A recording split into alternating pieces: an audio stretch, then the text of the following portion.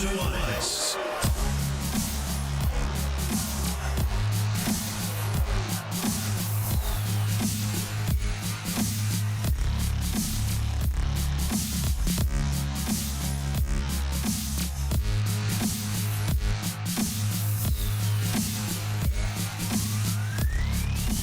Yo, what's up, everybody? Welcome in. Happy Friday. Nuanez Now, 102.9 ESPN Radio, SWX Montana Television, and the ESPN MT app.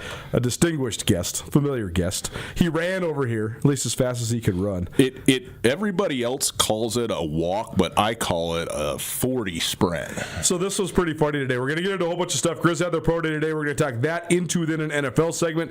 I also have some questions about the Final Four and the NBA. Carol Chigo's Sports brings the heat this week. Pretty funny, but also pretty poignant when it comes to Tiger Woods and the situation that he finds himself in currently. And we're also going to talk with some of the participants in Pro Day in the second hour. We will hear from, Michael Wortham, Kenzel Lawler, and Kellen Dietrich when it comes to the participants in the Grizz Pro Day earlier today. But this was a funny moment at the Pro Day. Ryan Tuta, by the way, I think you probably recognize the voice if you're a loyal listener, but we never know. You know, we're gaining new listeners day by day. But hello, my friends. Great to be with you. One of the participants in today's Pro Day was Grayson Pibble, who is the longtime long snapper for the Grizz. Yeah. Since I moved back to Missoula 8 years ago, the Grizz have had two long snappers because they just had Matt O'Donohue and then Pibel because those two guys were both just so solid. This is the John Madden Bible of how to make it into the NFL. Be a great long snapper, right? Like, if you can do this, you can play. That's right. So Pibel decided he was going to do a couple of the drills because why not? You know, it's not there for that, but like it is actually important what your build is. You have to have a certain amount of size to be on an NFL field in any capacity. But so he ran the 40. And so, Bobby Kennedy swung by and he's making fun of him. He's like, "How'd that 7.2 40 go, people?" And Pibel was like, "Coach, no way. I ran like a 5.8. He's like, "Get off my back. I ran under 6 seconds." Then we started talking, what could we run? What could you run the 40 in right now? Could you break, what's the barometer here? Could you break 9 seconds? Oh, I think 8 so. 8 seconds? I think I could approach 8. I honestly, Alex Hoffman, who works at NBC Montana, he a lot younger than us, and he's like late 20s. Yeah. But he did it last year. But like in his, work clothes and work shoes, and with a microphone in his hand, and it was like somewhere around 7. So a couple things like full disclosure. I got a bit of an arthritic foot. A bit of it. Been dragging it around for decades. I am what do they call it? Sniper's nightmare, right? Because there's a lot of east-west in the gate. Hard to find me out there. The other thing though is if we're being like straight up, if you want me to go out there and absolutely go 100% sprint, yes, there's a good chance I don't make it 40 yards because you pull your hamstring. Something's right. going to go. Yeah. So if I want to complete the full 40, I think I gotta be happy with an 8. I think an 8 second is in the range of where I could make it and then walk off the field on my own power. So I read this the other day. You'll appreciate this. There was a study that I can't remember who commissioned this, but this was on one of my news podcasts. But they were talking about the phenomenon of our sedentary lifestyles. But they cited a statistic that basically 98% of Americans never sprint a single time after their 38th birthday, which I thought was pretty interesting. I think that's untrue. I just think that it doesn't appear to be a sprint. But I do think a lot of people think what you just said, though. They think that if I open it all the way up, 100% maximum fast second sprint, I'm going to get hurt. Oh, and you're probably right if you don't warm up correctly, etc. It's funny you take it as an advantage. You just take it for granted when you're a kid, right? And like open it up, sprint. You go out and you can do all the stretching and stuff, but if your body hasn't, like if you haven't actually sprinted and then you sprint, you're so sore for sure. The next day from. Right. It's not just the muscles that you're being used, but now you're extending 50 and 80% further in your stride than what you normally are. Yep. Here's one for you. Go find a hill. Walk up the hill backwards. Oh, good. Pushing on your thighs. That's really good. And then and then call me tomorrow.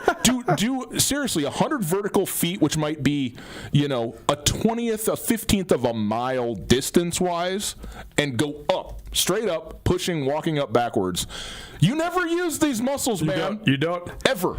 You definitely don't. We can go all the way down the rabbit hole on this because this is a fascinating subject. But there was a lot of people that were a lot better at sprinting than we will ever be, and certainly ever again in our lives, no question. Notably, every single person on the field. So we'll get into some of the Grizz Pro Day numbers. 18 participants, 15 of them former Grizz. That in itself added a sort of different dynamic to the Pro Day.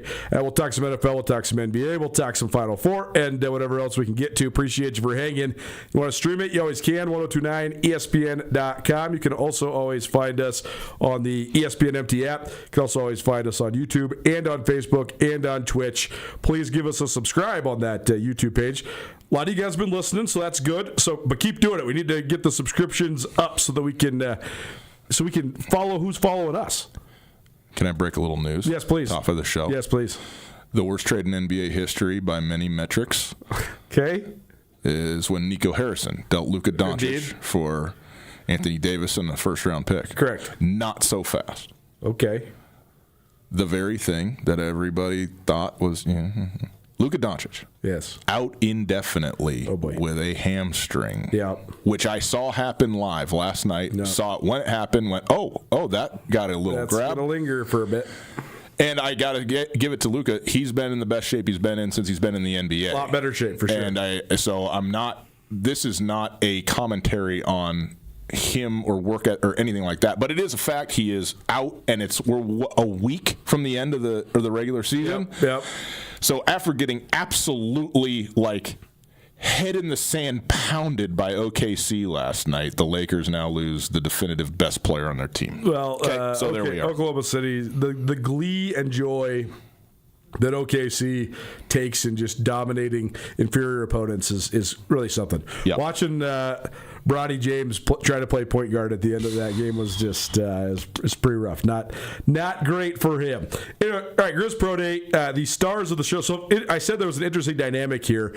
I've never covered a Pro Day where there was 18 participants because there was 2 guys from Carroll College and a guy from Western as well. Yeah. There was also several Grizz retreads is probably too harsh of a word, but guys that their senior year was not last year. They had several years removed.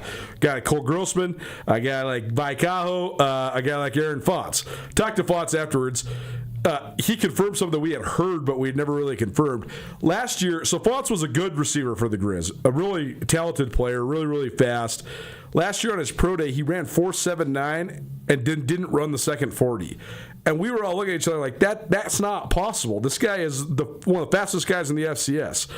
And he said that today. He said, yeah, last year I broke a bone in my foot on my first 40, and I basically had to quit. He says, so I came out here today because I can't go down the record books on my pro day running 4.79. I don't run 4.79. I run 4.5. And he did today. So good job by him. But anyways, there was a bunch of scouts. There are 12 total scouts from the NFL participating in this. Arizona, Cleveland, Detroit, Green Bay, Jacksonville, the Kansas City Chiefs, the Raiders, the Vikings, the Patriots, the Seahawks, and the Bucks. Generally, Montana Pro Days draw for sure the Raiders, Vikings, Seahawks, Packers, and more often than not the Lions.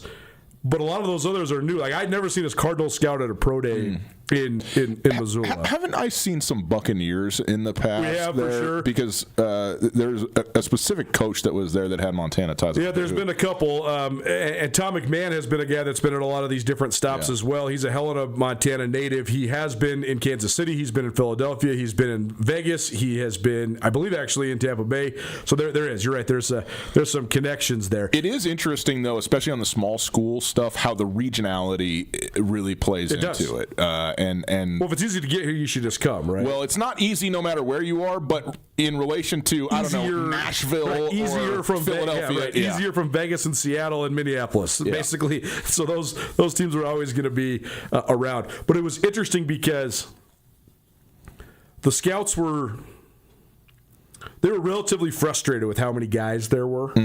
Like at one point, this is mean. I'm not going to name names, but at one point, one of the guys that was not one of the showcase headlining guys, he fell for like the second time doing one of the shuttles, and when you fall, it doesn't count. It's like a false rep, so you get to go again.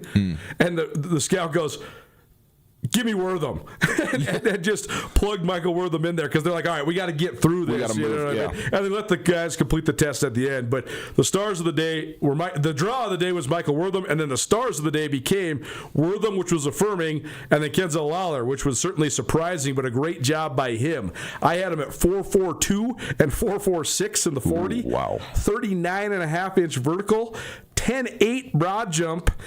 I mean, this dude's putting up like dang near Tommy Millott numbers as a corner for the Grizzlies, and it was very impressive. The fact that he also pumped out 14 reps on the bench, the dude's getting in a camp, man. And I know that the Grizz secondary has been much maligned. Sammy Akem and I have been discussing this for 3 straight years.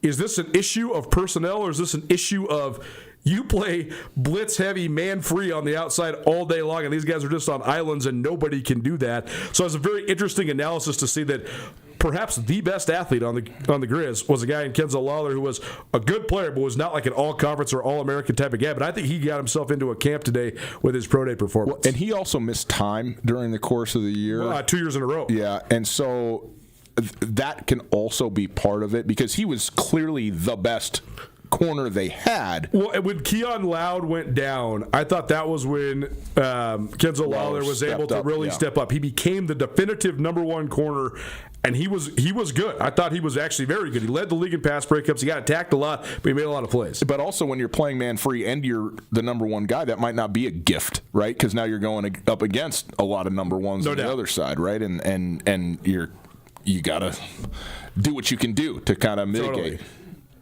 Well, it's so interesting, too, because the 3-3-5, the way they put the corner on an island, it's just like doing one-on-ones in practice, right? Like with the way the Grizz would do it, like especially on long yardage situations on third downs, they would bring the house a lot of times. It's just single side. Like the play comes down to, can the quarterback make a throw while he's getting hit to a guy that's streaking down the field, and can that guy get a step? That's it. Yeah. There's no complication to it at all. Right. So, I think it's pretty interesting that we've seen some guys that have had maybe a harder time in the defense than what their athleticism would indicate. Wortham, though, I think solidified himself. Obviously, the size is always going to be a question. Yeah.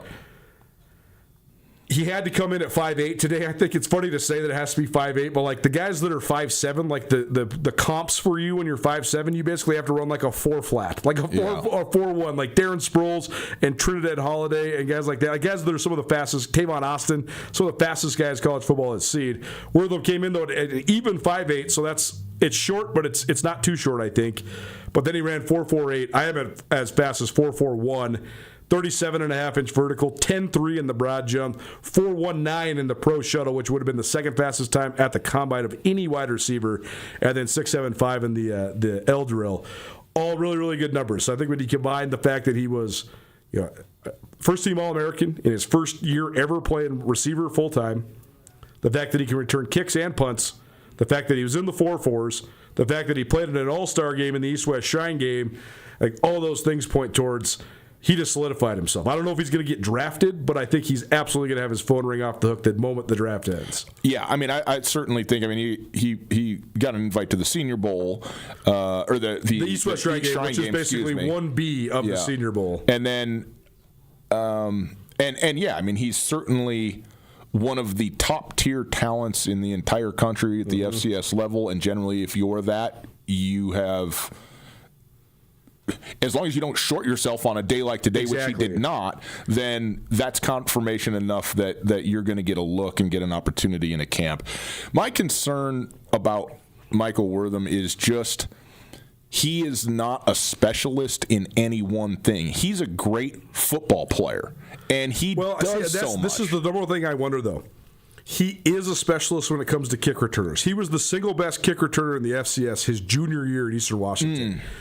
Last year, first of all, because people knew that, he hardly got kicked to, but they also didn't put him back there nearly as much because they knew he was their best offensive player and they were trying to keep him fresh. And I think that's the thing, is if he can be that, I mean, that's the ticket for Rashid Shaheed, right? That's why he's the definitive best special teams returner in the nation in college. Yes. And he makes a squad being that guy, like not just... Like, you don't get to make a team as a kick returner backup. No, exactly. You have to be the guy who's doing it. No question. And then he worked. I mean, hands up. Rashid Shaheed has completely exceeded every expectation I would have ever had for him as a wide receiver. He just got a $50 million contract as a guy that was maybe could one. When he was first in New Orleans, it was one route. Run fast, go. I mean, go ball, that's it. He's about to be the number 2 wide receiver on a team where the number 1 wide receiver is the best wide receiver in the game. Right, exactly. And so, we'll see obviously what happens with Cooper Kupp. Oh, right. With Kupp on the other side. Where he's going to slot in. But I'm completely impressed and proud of, frankly, of Rashid Shaheed in that manner. This is where a guy like Junior Bergen, he was probably not at the level as a returner that Rashid Shaheed was. And then without that, you don't have the time then to develop into the wide receiver at the NFL level that you need to be to like really be on the field like that. Can Wortham do that? It's an open question. Well, that's where we get to. Ryan Tutel joining us here on Nuanez Now 102.9 ESPN Radio. I was really, really, really dipping into my memory bank to really try to revisualize watching Junior Bergen run routes, particularly in the preseason game that I went and covered down in Las Vegas when Bergen was playing for the still is playing for the San Francisco 49ers, but when he was fighting to make that roster. Yeah, I went about 3 hours early because I wanted to get all the warm. I mean, we were there to observe Tommy Mellott and Junior Bergen, so I went and just basically followed each of them around for an hour. So watching Bergen, and then trying to translate that into comparing with Wortham today. It's crazy to say because, again, Wortham was a junior college quarterback who was then like a gadget player at Eastern Washington and primarily a returner and wildcat quarterback. He comes to Montana and he basically plays receiver for the first year, and he has almost 1,300 yards. He's a scoring machine for the Grizz. Shattered Mark Mariani's all-purpose yards single-season record. And I'm watching Wortham today, and it's not just the 4.48. It's not just the explosiveness. It's the smoothness, man. Like the way he's in and out of his routes. He's a straight-up better route runner than Bergen is already, and he's a natural at it. And so that's where I wonder as well.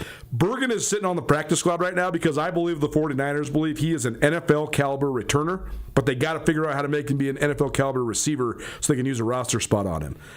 I don't know if Wortham's an NFL caliber receiver, but I think he's closer than Junior Bergen. And so I don't know how that compares, but I do think it's a foot in the door for him for sure. Well, and we talked about this during the season, but Wortham has the ability that is so rare where the guy in front of him is already beat, and he knows that, and he's actually setting up guy number 2 That's right. while he's moving around guy number 1. That's right. And some of these we saw dudes tackling ghosts, like diving, and he ain't there. Not just because he's faster, but because he literally went the other way. Yeah. And to be able to do that to other Division I football players, FCS, whatever, that's a special skill. That just doesn't come around, man. And there's guys who can do it because they're physically gifted and faster than everybody. Maybe they're quicker than everybody. Maybe they're stronger than anybody. He has a great mix of those 3 traits, but he's not going to out-athlete, so to speak, everybody. But when he combines those with his just instinct, I mean, that's what it is. Instinct is a very hard thing to define, right? But you kind of know it when you see it. And, it's this thing of like, well, why isn't anybody covering Travis Kelce? Sure. Well, it's because him and Patrick Mahomes just know some things that aren't on paper.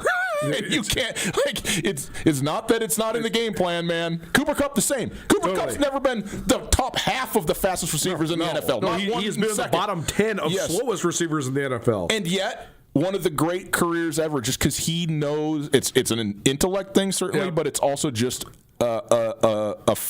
an ESP, an additional element that not everybody has. It's a true gift. Talking to one of our favorite guys, Marty Mortaway, spent a good amount of time hanging out with Coach Marty at Pro Day today, and he said the exact same thing. He said the things that make Wortham Marty thinks he's like a 5th to 6th round draft pick, which that's crazy. But Marty coached in the NFL for 26 years, so I think the point is, this is a total tangent, but the point where we're at now though is you can be a 5th to 6th round grade, but there's like 400 of those and guys not make the team. Yeah, there's 400 of those guys, and there's 255 of them that get drafted. Right. But now that there's 93-man rosters, everybody's getting signed. That's in that 5th to 6th round grade. It's just a matter of who actually gets picked. Anyways, Marty said instincts, maneuverability, spatial awareness. Those are the 3 things that make Wortham elite. So if you had a draft pick, because we saw Junior Bergen and Tommy Mellott sort of, I would say surprisingly, get drafted last year. Yeah.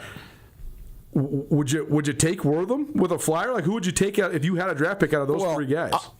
Out of those 3? Yeah. God, that is really hard. It's just interesting because I think the answer is Wortham, but I actually think he's not going to get drafted even though those 2 guys did. You know what I'm saying? Totally. The other thing, too, is I think there is a real point of separation in terms of what teams view as quote-unquote draft capital from the 5th to the 6th round. I think if you're in the 5th round and up, yes, you're a top 150 player. And I think teams view 5th round picks as like, we have to give more rope to this guy. Mm-hmm. I don't think 6th and 7th rounders look any different to the coaches than the UFAs do. Right. Or the undrafted free agents. Yep. So if you can come in and be an undrafted guy, they are not going to go, but we drafted this guy in the 7th round, so we're going to give him extra reps. Like, no, if you're doing it, you're doing it, and 7th rounders out. And we see that all the time where the UFAs are sticking with teams, and a lot of the drafted guys are being released. So, and sometimes we talked about this too, it might be in your best interest to be able to be undrafted if you're going to be late, and maybe have an option of teams to go to that you think is going to fit you for some reason, or maybe you have a connection with a certain coach at a position or something like that. And so there's more options sometimes for guys that don't get drafted, even though obviously getting your name called is a moment. Yes, no doubt. On that note, Samuel Kim, Keenan Curran, they have a new podcast. That's an extension of Skyline Sports, and it's called Deep Ball. And they have been doing interviews with some guys that are former Bobcats and Grizzlies that are currently in the NFL. He did great with Junior Bergen last week. I'm going to play an excerpt of that for you on the show next week, so stay tuned for that.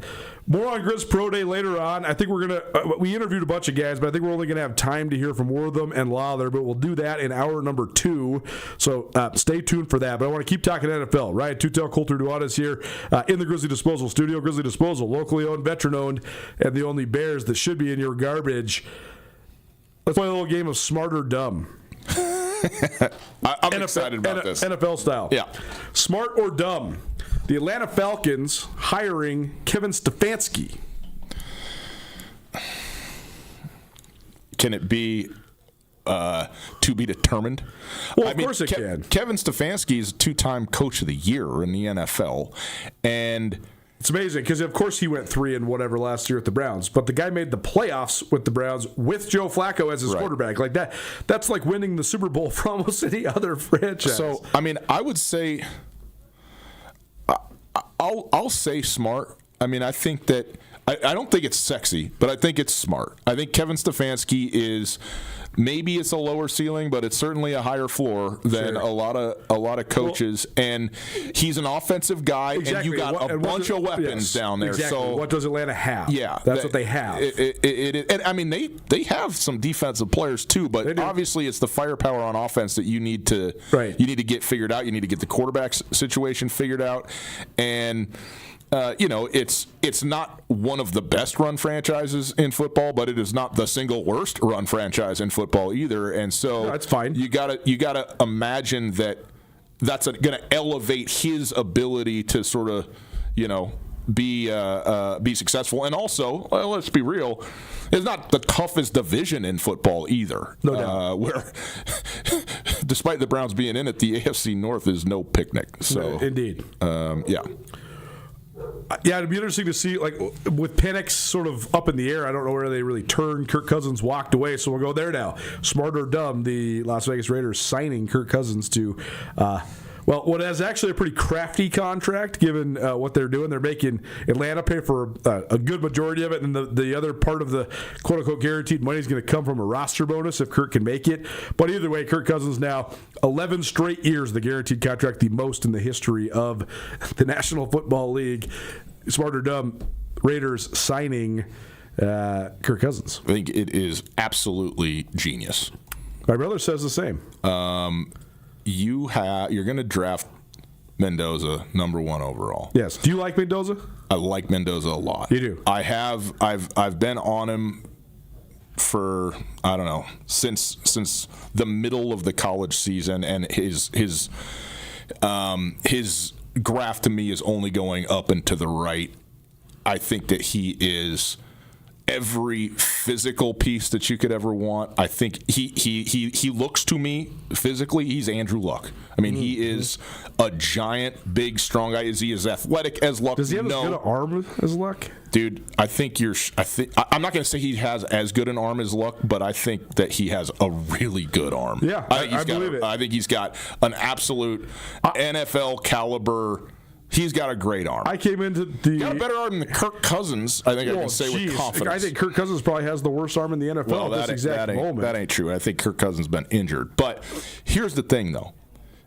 He also, I think this stat is correct, he took 4 snaps under center this season at Indiana, right? Yes. He's a great player, but it's a different deal what they're going to ask him to do, especially with Kubiak. Because Kubiak's the new OC as the head coach. Or the head coach, me, and he's probably going to have a big hand in the offense for sure. And so... Man, like there's a lot of stuff going on where it's not that he can't do it; he just hasn't done it. And first of all, you got to learn how to do all the things you already do, but at an NFL level, right? And then the things you've never really done or haven't done much of in the first place. Kirk Cousins is a very viable quarterback. Kirk Cousins, am I wrong about this? Well, they won the last 5 games of the season last year. The Falcons down in Atlanta, they did, yeah. And weak arm, yes. Injured, yes. Is he? I think he's fine. I think he's he can win you games. Okay, let's put it like that. And also, but the bigger point is this: is being the bridge and being the teacher. Who is? What do we know about Kirk Cousins? He's 100% professional quarterback, and when I say that, I mean he's a dedicated, smart, invested, and kind of by the book guy. He is going to help Mendoza tremendously in his presence of being there. And I'm not saying there's not going to be a competition between the two about that. I'm not saying he's just going to be best buddies and be like, hey, youngster, let me help you take my job. I'm not saying he's going to do that. There's going to be some fight in Kirk Cousins to be the quarterback, and he very well may be. I actually expect him to be week 1 the actual starting quarterback for the Raiders. But I also think that just being around a guy like that you can trust if you're Kubiak in that organization to bring in a rookie, I don't understand, man, why there is there's this feeling that there's an absolute need if you draft a quarterback in the first round, certainly the first half of the first round, that they have to be your week 1 starter in the first year that they come into the league. I mean, that is so much pressure. You're going to a bad team. This is a 2-win team, right? 2-3 wins last year. Yep. Awful offensive line. They got a center in the offseason, which is going to help them. There's a reason they got the number 1 pick. Totally. They're terrible. And so now if you go out and lose games, it's on you because you got drafted to a bad organization, even though you're great. Bring a guy in that can help both teach and alleviate pressure. Sure. And then when there's an opportunity, when it makes sense, whether there's an injury, maybe Cousins really is finished, then you bring him in. You gave him time to on-ramp. You gave the team time to build, and I think it's a great decision by the Las Vegas Raiders. Nuanez Now ESPN Radio, Ryan Two-Tail, Colter Nuanez. I think my criticism and vitriol towards Kirk Cousins is well known. It's part of the branding of this show, in fact.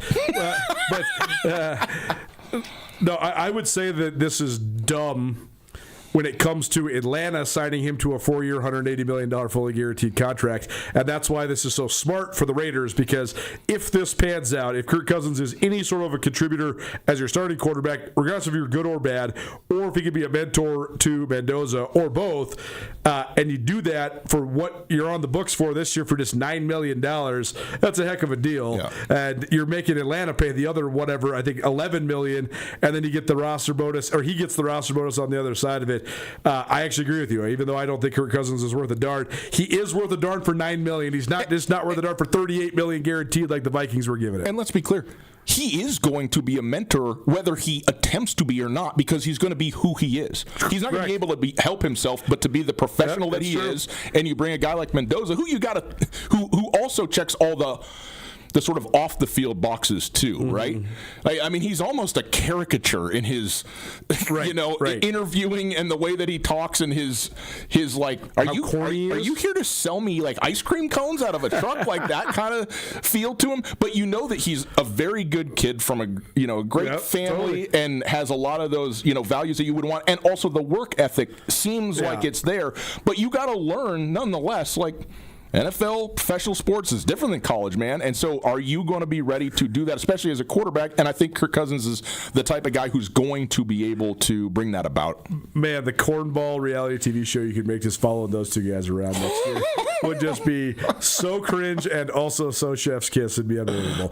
More Smart Dumb on the other side. Don't turn the down. Keep it right here. Nuanez Now, ESPN Radio.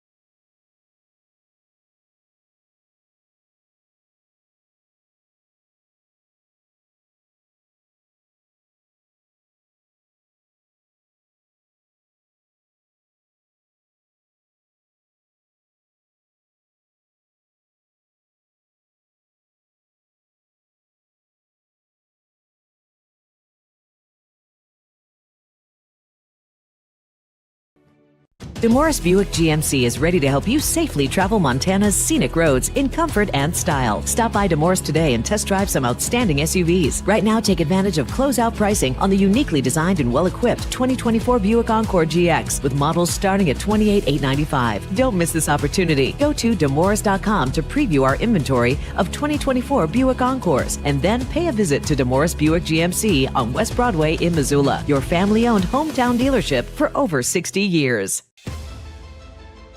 It's easy to see why Montana is the treasure state. At the University of Montana, we look inside. We see an old truth with fresh eyes, that Montana's greatest treasure is its people. So whatever tomorrow brings, we meet it the only way we know how, with a mind for making. Because what's made in Montana is remaking the world. ESPN Missoula Sports Center. After 12 years as Travis DeCuire's right-hand man, Chris Cobb is heading home. I'm Jeff Safford. The Montana men's basketball team's associate head coach for the last 12 seasons has taken a job at St. Mary's. He's confirmed to ESPN MT on Thursday. Cobb's extended family lives about 30 minutes from the St. Mary's campus just east of Oakland, California. He will join Mickey McConnell's first staff after McConnell took over for Randy Bennett, who's led St. Mary's for the last 25 seasons. During his time at UM, Cobb was a part of 241 wins, 4 Big Sky regular season titles, and 3 league tournament championships. He's been an essential part of UM establishing a pipeline from the Bay Area and California in recruiting and has been a key of helping the Grizz mold their defensive identity. Cobb's helped coach players who's earned 11 Big Sky first team honors, 9 second team awards, 4 Big Sky tournament MVPs, 3 top reserves, 2 newcomers of the year, 1 defensive player of the year, and 1 freshman of the year. The Grizz have also produced 10 players who have scored 1,000 career points. Cobb heads to a St. Mary's program that's been a perennial contender in the West Coast Conference in recent seasons, along with rival Gonzaga, which will be leaving this summer to join the rebuilt Pac-12. The Gales have made the NCAA tournament 12 times dating back to 2005 and have won 7 tournament games in that stretch.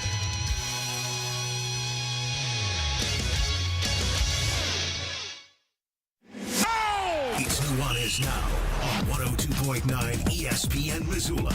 Watch the show statewide on SWX Montana Television.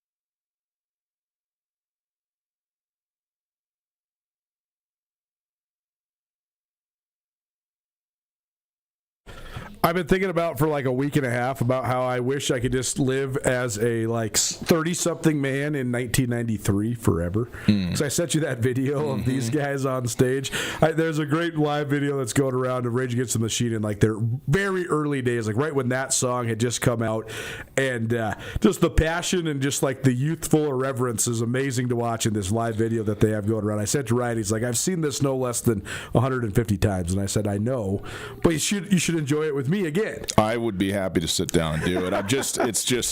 It's 34 years old and so sadly more relevant now than it was when it came out, and but it is a remarkable open door to what sheer unadulterated energy looks like, No doubt. Ryan Tuto, Colter Nuanez here on Nuanez Now, 102.9 ESPN Radio. Official Pro Day results have been posted.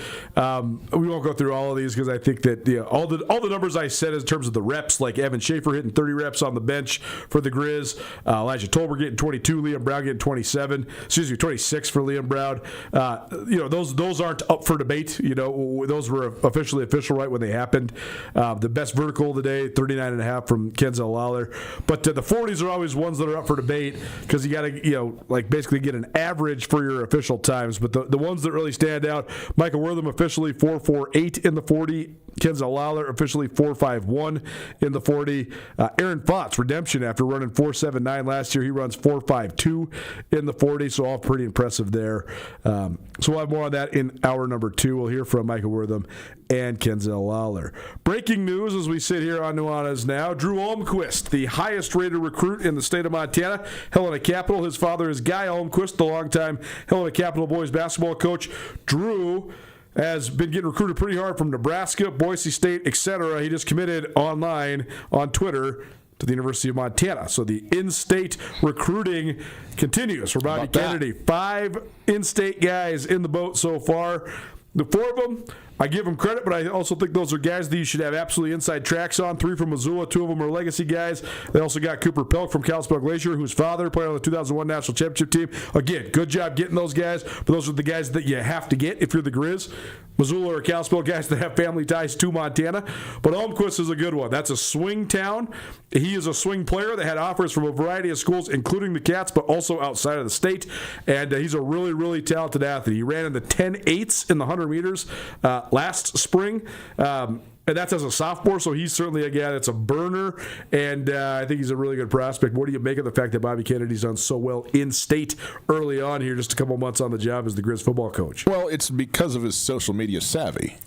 That is obvious. Look, man, I think that you have to just be really happy as a Grizz fan that this type of news is coming out, and now coming out with like a little bit of regularity. Sure. When it had not been for quite a while. Yeah. And what does this mean for even when they would get great recruits, they wouldn't pump them up hardly at all. Totally. And it was like part of the recruiting strategy. They didn't want guys to like make a big deal of it themselves either. They would say like the guys that are doing like, thanks for recruiting me, were like not their type of guys. It was a really weird deal. I mean, all that. At the end of the day, I mean, get as many of the best players you possibly can on your football team. No right? doubt. And the in-state recruiting part of it's so important, not just because of the optics, not just because of the legacies, but because it's a twofold win for you if you get Drew Almquist, because you get him and the Cats don't. It's what the Cats did with so many guys that maybe aren't stars. But like if you're the Cats, you get J.J. Dolan. That means you get them and the Cats don't, or the Grizz don't, right? And you just stole a legacy guy from the Grizz. Right. It's like a two-pronged getting at your enemy. But the thing that I'm really interested in is who is the ones who are really hard on the recruiting path for the Grizzlies right now. Obviously, Coach Kennedy is himself one of them, but there are others as well. And also, what is the message? And I do think I think teams have a message that is their standing, like these are the reasons you go to Montana State. These are the reasons you go to the University of Montana. But then I also think there has to be specificity for the player in front of you. This is why you need to come to this school. Yes. And I would be so interested to know what the two versions of that story that were told are to kids who were truly on the fence, and on the fence at least from the outside looking in. Sure. And but it's a great get. I mean, this is not just a guy who was in Helena, both geographically and perhaps practically, could go either way, but also an excellent player. Not just we'll see if we can develop him. Like, this is a guy that you expect to be a starting caliber player in the pretty near future, and a huge get for the University of Montana. And I do think there is something to the sort of momentum building that you can do through the accrual of these things and stringing them together. Drew Almquist, by the way, I misstated that. Wasn't in the 10.7s, but he was in the 10.8s in the 100 meters last spring, which either way, I mean, that's if you're under 11, period, anytime in your high school career. Right, no, that's 100 meters, baby. Okay, got it.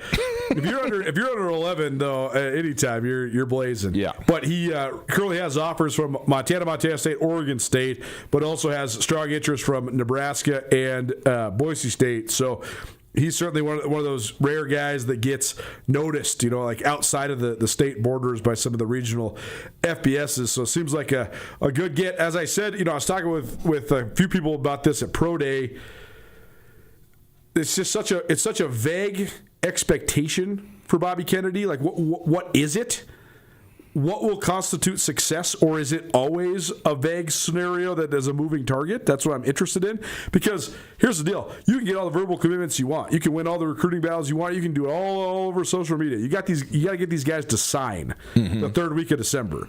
Mm-hmm. If things don't go your way before the third week of December, and you are a 1-year, for lack of a better term, lame duck coach, this could all go away, because if these guys don't put their name on the dotted line, let's say you just have a terrible season and you go 3-9, and the national search has started for your replacement before signing day ever even rolls around. Yeah. All of this fanfare and all this good stuff, it goes out the window if any or all these guys go jump in the boat with the rival or someone else. So that's just the one part where I keep wondering. This is a great effort. It deserves a ton of praise. It's a huge change of the status quo that we've seen at Montana in recruiting in-state and out-of-state in the last couple of years. But they have to finish the deal. But I want to know, like, how much is the athletic department looking at this as a potential way to build up the resume for Bobby Kennedy's retention and or not? Or does it just come down to the games that are played in the fall? And how is that influenced then who actually signs for the Grizz? It comes down to the games in the fall, period. Exactly. The thing is, though, you have to have them signed first before you can get the games in the fall to matter for them. Sure, right. So, but these guys are all juniors. They're not going to sign until December. Right. But what when I say to sign, but I mean, let's put it like this. You have to have, if they already signed somewhere else, and what does it matter? Right. That's what I'm trying to say. Yeah, sorry. Right? Or commit somewhere else. It's not signed again. I know what you mean. My language is wrong, but you got to do the first step first. Right. The games are what matter, man. We no that's question. just it. Period. Well, you got to do the stuff in March and April to get you to August, September, and beyond. And the optics matter on this stuff, especially now. Exactly, especially now. So much, right? Yeah. I've heard so many people say that the biggest worries for Grizz football with Bobby Hauck's departure, it's not what they're going to run on the field.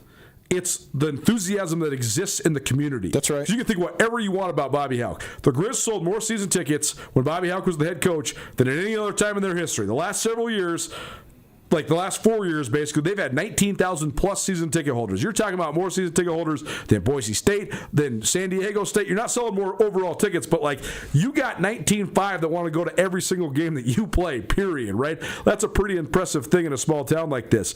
The biggest worry has been what happens when those season ticket holders fall off and what happens if the quarterback club money falls off. Yeah. Want to know the two things that get season ticket holders and quarterback club guys excited? When the best prospect from the state of Montana verbally commits to you, it's going to engender you with so much more support around the state. That's right. I also think that, look, man, I think the reality is that if this is a silver lining, then so be it. But the COVID era and then the post-COVID era, there's more humans and there's more money in the state of Montana and in Bozeman and Missoula than ever before. And so that, to me, is as much the explanation for season ticket sales and some of the financial support as anything else. Is there's just a bigger pool of people to pull from. That said, especially the quarterback club stuff, that has to be buy-in on kind of an individual level. Correct.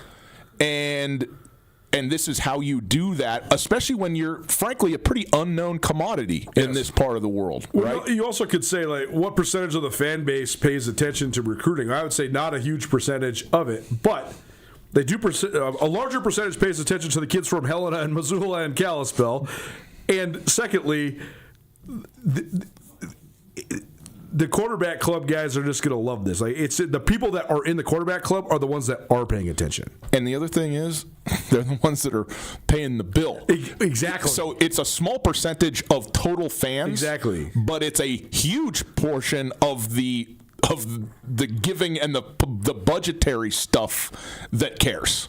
You know, that's where the legit, like, practical investment is coming from. And so this stuff, you know, this matters, and it matters to your football team, man. This stuff matters at the end of the day. From our good friend Kyle Sample. Yes. He tweeted this, but I'm pretending like he texted it to me because I'm sure he actually did when I look at my phone too. But he says, maybe it's just me, but I'm not seeing any of these in-state kids committing to the Cats. So it's making waves. I mean, it certainly is. And interesting the way that the optics have been able to fall into place for Bobby Kennedy early on here. And I shouldn't even say fall into place, that they've been able to align them in such a fine fashion. More on this, a couple other questions on the NCAA Final Four as well as we round out hour number one. Don't change that down. Keep it right here. Nuanez Now, ESPN Radio.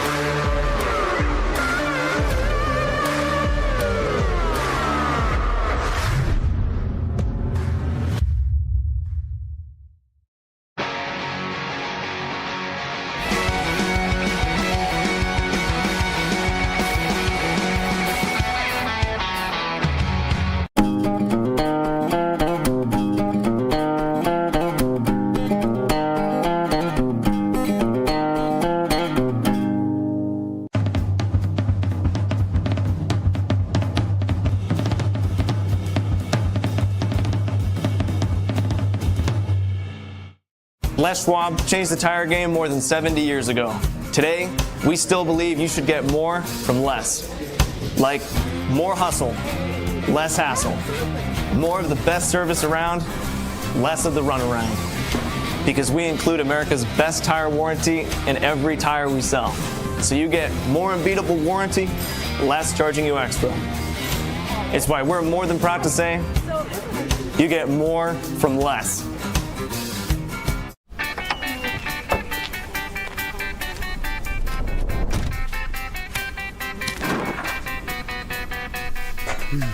What do you expect me to say to her? She's getting married in 30 minutes. We're doing everything we can. John, can you hear me? John.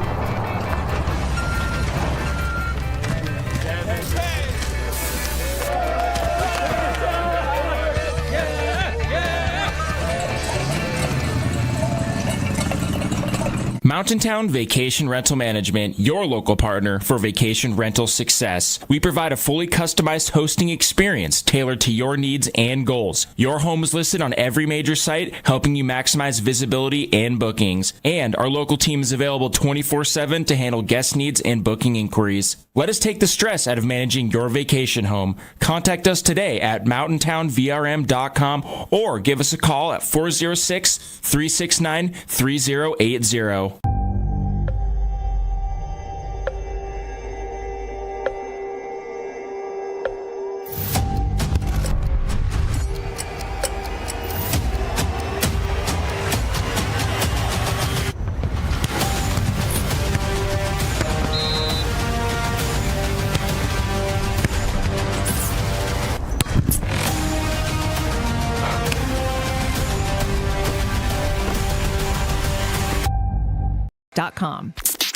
This is Nuanez Now on 102.9 ESPN Radio Missoula.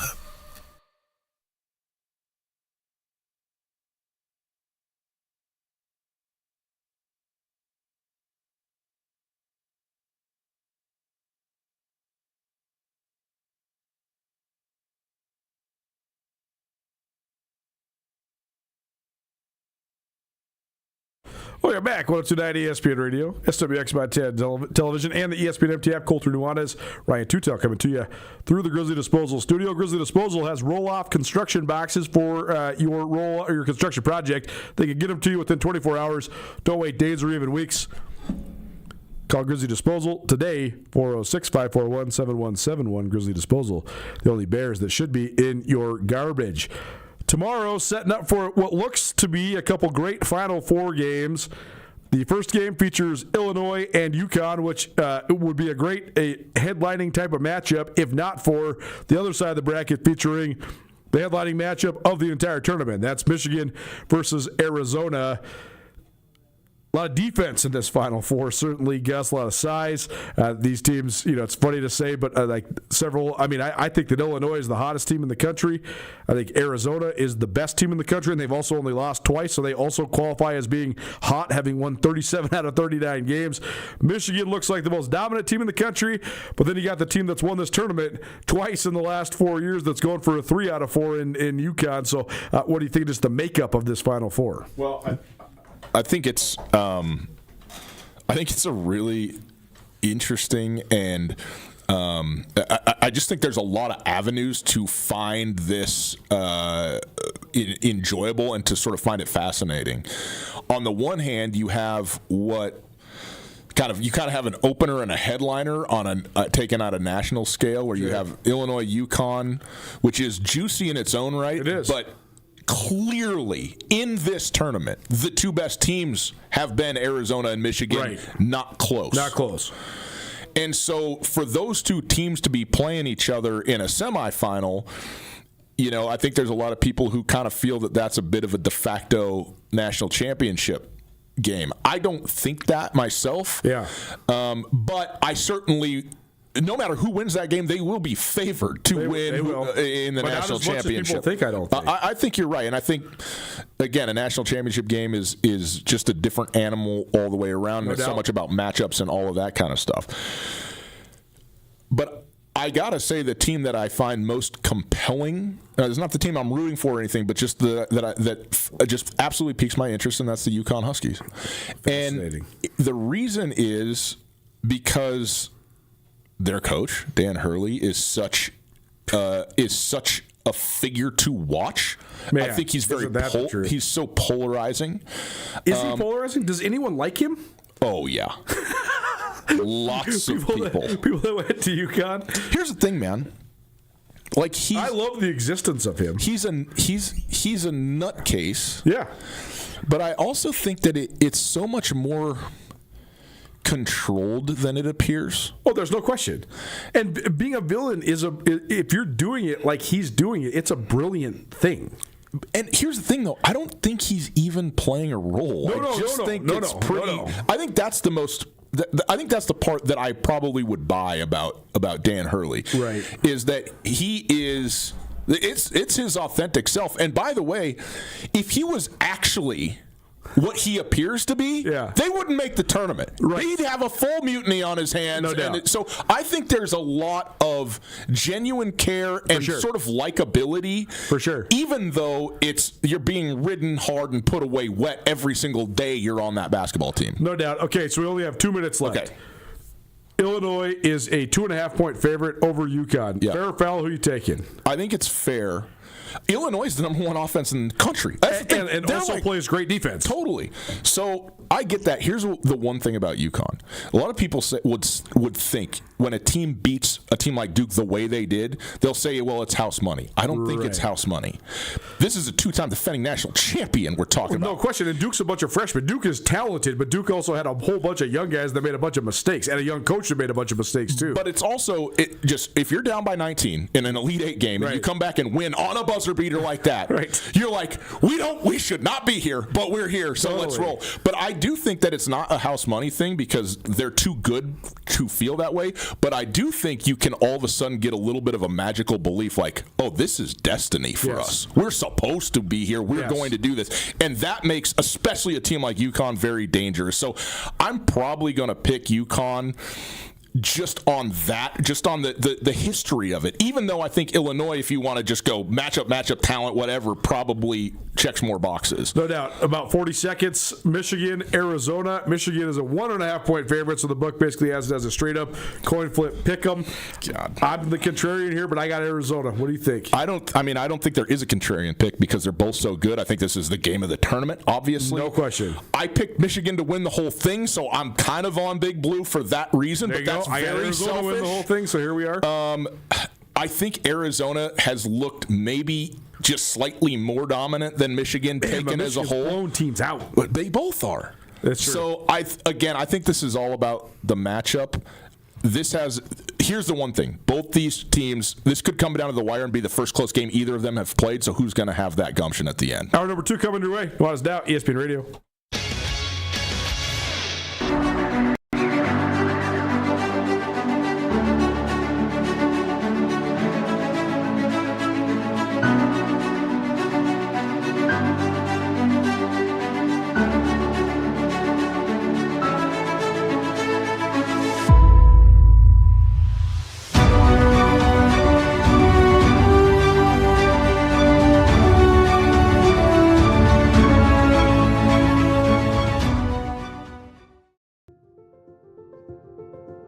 Life can change in an instant.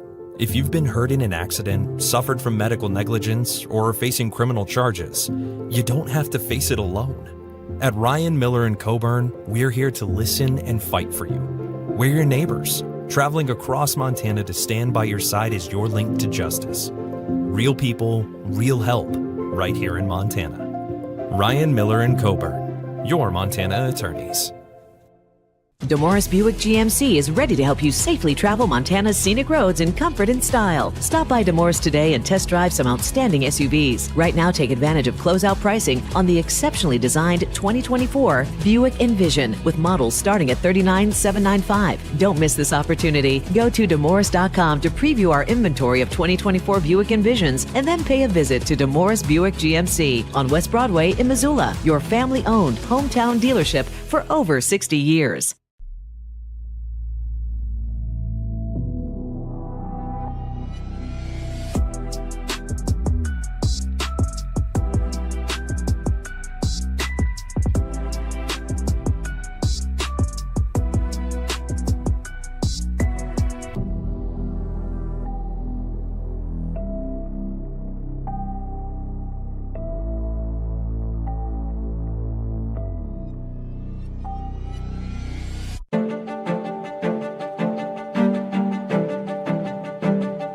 Life's about the journey, not the destination, right?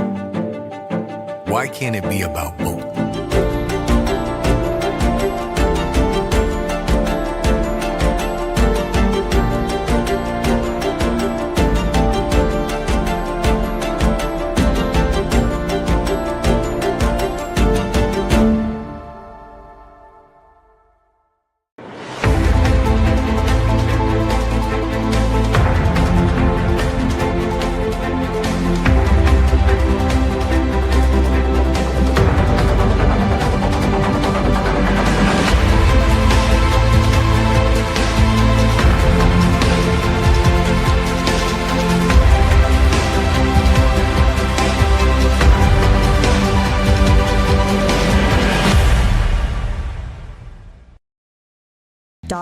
ESPN Radio for Western Montana, KKVU HD3 Stevensville, and 102.9 FM on K275BS Missoula.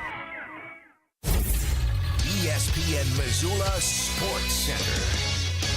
After 12 years as Travis DeCuire's right-hand man, Chris Cobb is heading home. I'm Jeff Safford. The Montana men's basketball team's associate head coach for the last 12 seasons has taken a job at St. Mary's. He's confirmed to ESPN MT on Thursday. Cobb's extended family lives about 30 minutes from the St. Mary's campus just east of Oakland, California. He will join Mickey McConnell's first staff after McConnell took over for Randy Bennett, who's led St. Mary's for the last 25 seasons. During his time at UM, Cobb was a part of 241 wins, 4 Big Sky regular season titles, and 3 league tournament championships. He's been an essential part of UM establishing a pipeline from the Bay Area and California in recruiting and has been a key of helping the Grizz mold their defensive identity. Cobb's helped coach players who's earned 11 Big Sky first team honors, 9 second team awards, 4 Big Sky tournament MVPs, 3 top reserves, 2 newcomers of the year, 1 defensive player of the year, and 1 freshman of the year. The Grizz have also produced 10 players who have scored 1,000 career points. Cobb heads to a St. Mary's program that's been a perennial contender in the West Coast Conference in recent seasons, along with rival Gonzaga, which will be leaving this summer to join the rebuilt Pac-12. The Gales have made the NCAA tournament 12 times, dating back to 2005, and have won 7 tournament games in that stretch.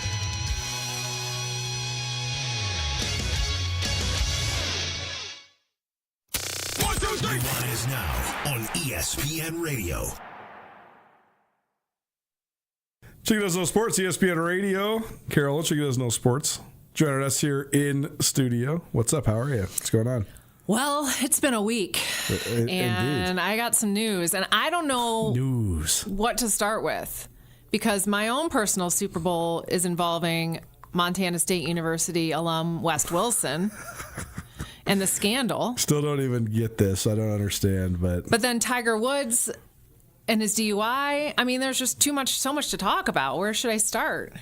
Well, first of all, I don't understand why West is in hot water. Wes Wilson, friend of the show, friend of mine. Well, I don't know, though, because now he's famous. But reality TV star. But you won't even FaceTime him for me. I don't get it, though. Okay. So he's on a show. And then he dated somebody. And why is this controversial? I don't understand. He's a 28-year-old guy. Let me talk. I'm ready. Okay. Summer House on Bravo. Yes. They go to a share house in the Hamptons. West came on 2 years ago. He blew up because he's got a great personality. He's cute.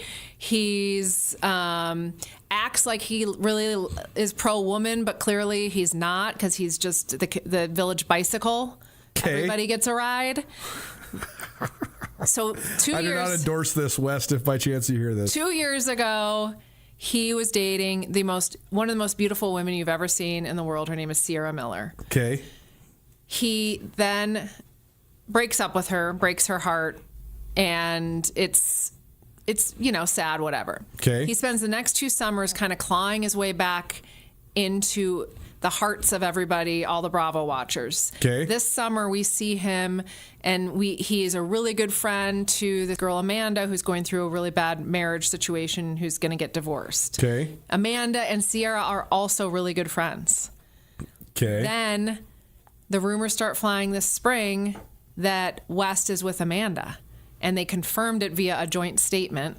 Okay. And there's a thing called girl code. Oh, man. Don't know if I agree with this, but keep going. That's fine. You don't have to agree with it. I mean, like so often people marry people that they met through their ex, right? I mean, I think that happens a lot. I'm sorry. My friends' exes, A, gross, and B, you just would not do that. No. Man. But I didn't grow up in Missoula in the small town mentality. But that's like all over the place, right? I think it's a lot of different small towns. I don't know. I feel like if you dated this girl and then all of a sudden you married her friend, I don't think that's that crazy. I think that happens a lot. Here's the deal, I think you figure out what you don't want, and then you're like, man, I'd actually rather have this gal. If you watch this season of Summer House, he is like what appears to be a really good friend to Amanda and her husband at the time. Yeah. And then it just feels like he kind of slimed his way in there. Mm-hmm. Look, do I really care? No. But it's been so great to take my mind off of the world's problems. There you go. That's good. And focus on this. And last week you were asking me about brackets. Yeah. And I feel like I could. This is your bracket. Like I could do some sort of a bracket challenge with this. Okay. Like this. So how's Wes going to get back on the good side of people? He is in deep trouble. And then there's all these rumors that he not only is dating Amanda, but then he's also got all sorts of women all over the place because he is, he's a 28-year-old playa. And I'm not mad at him for that. Man. Like, do what you got to do. Okay. I'm actually really more mad at Amanda than West. Okay. Because she knows what she's doing. Well, Amanda is really good friends with Sierra. Sure. And I'm sorry, girl code. Were they just friends because of the reality TV show? I don't speak to you. If you would let me FaceTime West, we could get to the bottom of this, but you refuse. Oh, man. So you've been married for a long time. Yes. How do you phrase this? Like, what if you would have met Dan through somebody else that you had dated? I wouldn't. You wouldn't do that? Because doesn't that just eliminate Isn't this why half these people are single? Because they eliminate all their options? I guess if my best friend had dated someone, that person is off limits. Forever. Really? I think so. Wow. Because I dated one of my wife's best friends in college, and then and that's how I knew who my wife was, and that's how we became friends. And then years later, this girl, the girl I dated, it was just a very casual, when you're 22 years old type of thing. And then we broke up and it was not a big deal. Nobody's heart got broken. How long did you date? No, it was a very short thing. It's like a hookup. And nobody's heart got broken when it was ever. It was just okay, so that's different from this situation. Then she got married and had children with somebody else and happy for her or whatever. And then me and my wife are married. I love her and that's what it is. And Good. I don't know. I just feel like I saw this post on Instagram that was you close friends. I'm talking your bestest friend. Yeah. Their exes, and I mean exes. Yeah. Serious exes. They are gross to you. Interesting. What if you actually think that your boyfriend or girlfriend is gross and you just want to have it's actually the friend that you like? Well then, why are you dating someone that you think is gross? Well, just to get it. I don't know. I mean, Guys I think are so weird. I think a lot of times you do it and then all of a sudden you realize it because you dated them.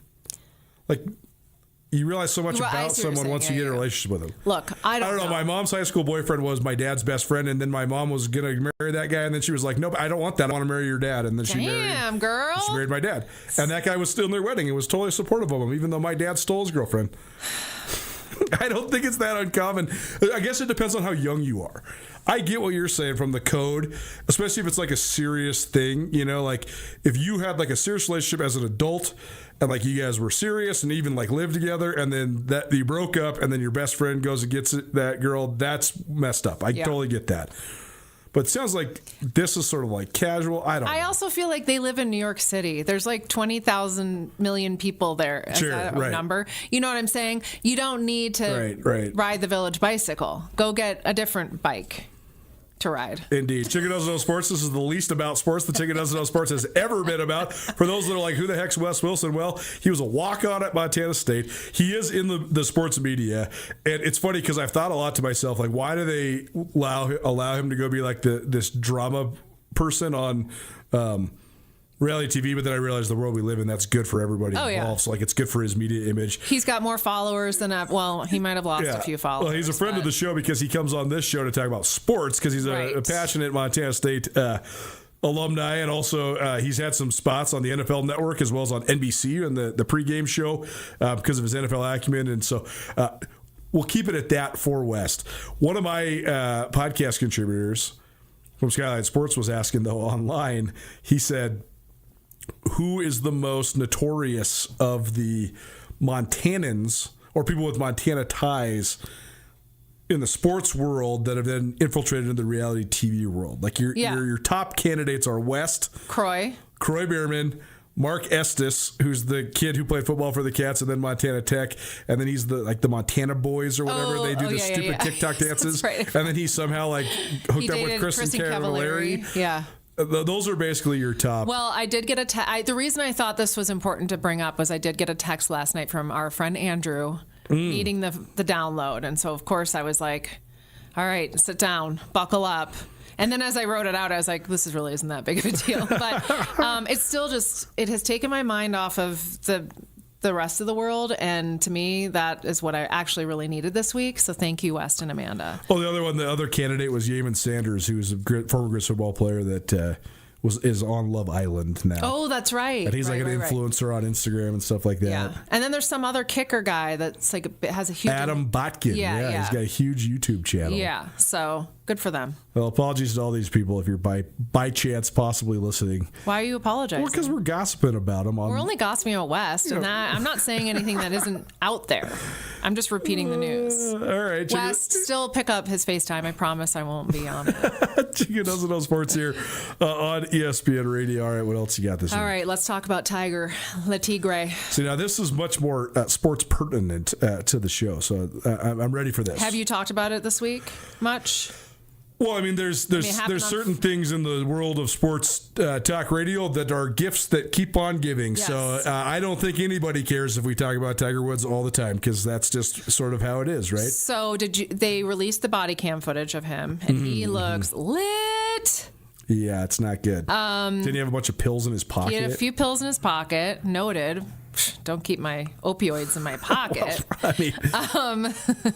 Just, Tiger's always teaching us something, He was looking at his phone and changing the radio station when he clipped the car in front of him. Now, the only takeaway I got was that Tiger still listens to the radio, and radio is still relevant, Radio is still king. Here we are. I mean, we got millions of people listening to us right now. Yeah.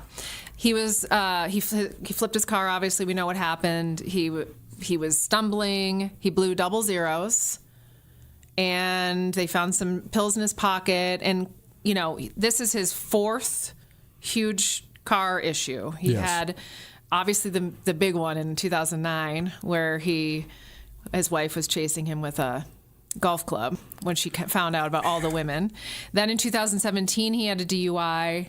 And then 2021, he had that huge accident in LA where he broke his leg. And then probably became an opioid addict from that accident, I would imagine. Right. He has since said he's going to go out of the United States for treatment. He has not issued an apology. He said, I know what I did was wrong, and I'm going to go seek treatment. But that's it. Okay. One thing I did read this week was he's afraid to hire a driver because he wants his privacy. See, I think that's the stupidest excuse in the world. Tiger Woods is the single richest athlete in the history of time. Yeah. He has more money than any athlete that's ever lived besides Michael Jordan. He has enough money to find someone to drive him. Sign an NDA. Pay this guy $25,000 a month and be like, bro, you cannot tell anybody what you do. You can never tell them where you are. You're not allowed to have your location services on. Like, sign an NDA. Yeah. You could find somebody that will be like, I'll keep my mouth shut. I mean, imagine if you're going to get paid $300,000 to drive Tiger Woods around and all you had to do was... And I guess I wonder if he's worried about like them ratting him out to the tabloids or like the game of telephone or whatever.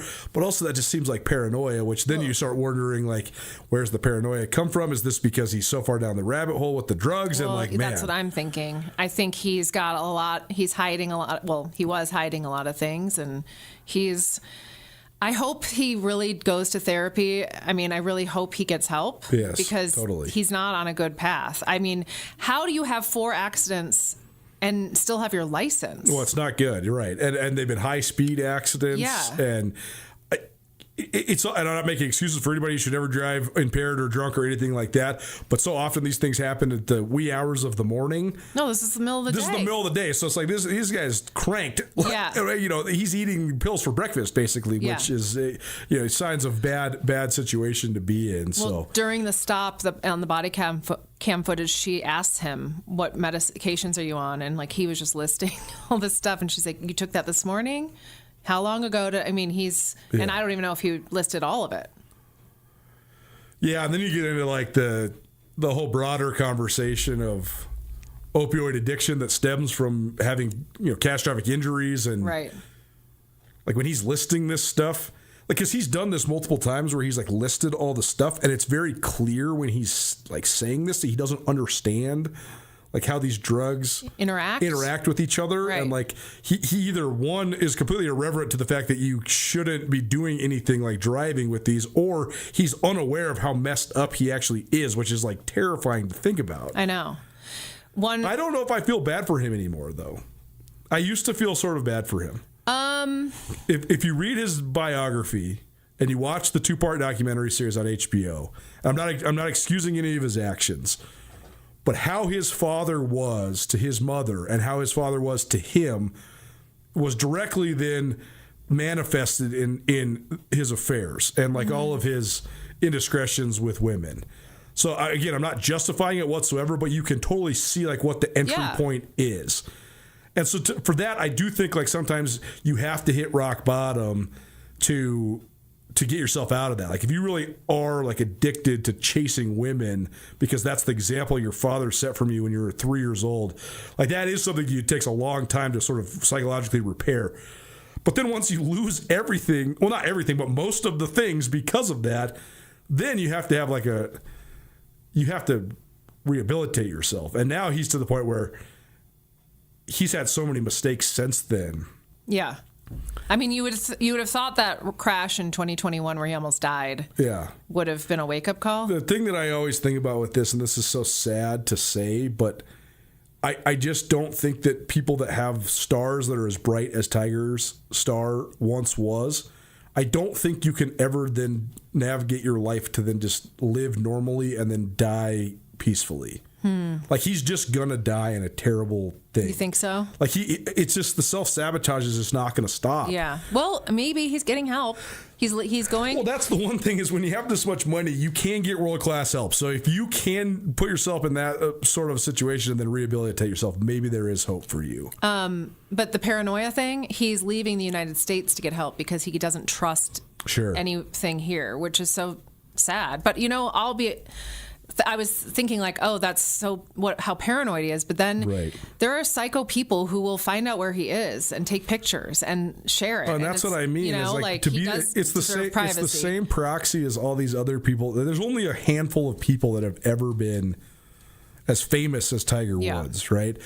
And none of them lived to old age, right? Like Elvis died, Michael Jackson, Whitney Houston. Like these people are too. The star burns too bright, but also you just have way too much exposure to actually be a normal person. I wonder, like Kobe Bryant said one of the most poignant things I've ever heard about this. He said when he retired from basketball, he said, I know that I am psychologically psychotic about my obsession with basketball. And I know that I must replace that with another obsession, else my life's just not going to go well. The problem for Tiger is that you can, unless you're him because you've ruined your body, but you can play golf forever. Yeah. So he has in his mind thought, I am going to come back. Like, honestly, when he won the Masters in 2019, that's probably the worst thing that ever happened to him. Yeah. Because he did prove, That you can have like all this bad stuff happen to you and fall completely out of touch with everything and then come back and win the biggest tournament in golf. And you just have to think he probably still thinks that. But I don't know how he can ever have another outlet. That would and that's probably why he's addicted to, besides whatever pain he's in from all these accidents. Right. But, you are suppressing that. Whatever failure, not that he's a failure, but like you're not hitting these goals that you think you should be hitting. But I'm sorry, he's 50 now, right? Or almost 50? I believe he's 50. Like, you do have to, like, I can't do anything that I did 20 years ago. So, like, you do have to. He's exactly 50. Have a come to Jesus moment with yourself and know, like, I am not going to be this, but I could be this. I think it's why the whole childhood thing is so damning for him. Yeah. Because he was a prodigy that was on TV when he was 3. Yeah. Like he doesn't know how to do anything else but golf. So I don't know where he can ever find fulfillment. Well, guess what? The shirt he was wearing in the mugshot sold out in like 48 hours. So clearly he can be some sort of a. Yeah. And it's his brand on top of that. So he made money off of this. Like you look at a guy like Michael Jordan. He's always had his brand and then he's bought sports teams. So he's been able to be involved in it. Now he's got this new racing team. Have you heard about this? No. Research this. This is for next week because it's actually pretty good. Like he bought a racing team basically. Like F1? Like I think it's like an F1 type of deal, and it's like his competitive outlet, right? Kobe Bryant wanted to make like documentaries and animated films, so he like had this outlet for it. Tom Brady, he's gotten into broadcasting. He's gotten into team ownership as well. He's gotten into a really hot influencer chick too.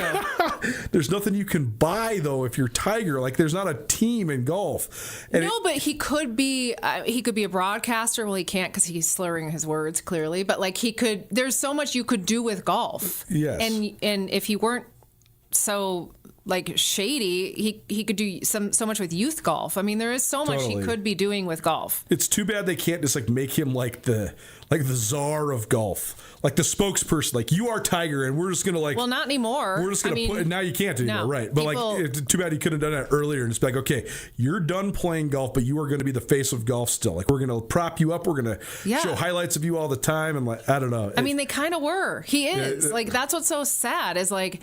He's chasing something that is not possible, and he's ruining his life. And he's probably if he doesn't get help, he's not going to live long. Yeah, well, and that's the other part kids. Is like that's the thing is the thing that usually brings you back down to earth is your family, and he totally ruined that part of it for himself as well. Which is crazy because like if I did something to ruin my family or mess up my kids, well, I'm sure I did, but mess them up somehow. But like if I did something so bad, like I would spend my life trying to fix that. Sure, right. Well, again, though.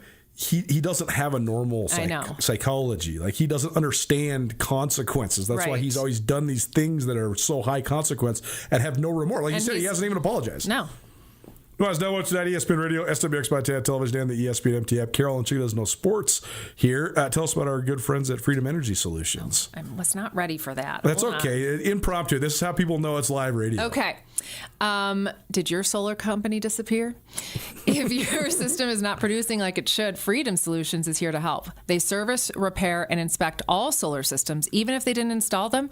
Their local team will get your system back on track so you can start saving again. Schedule your solar system checkup at gofreedomsolutions.com.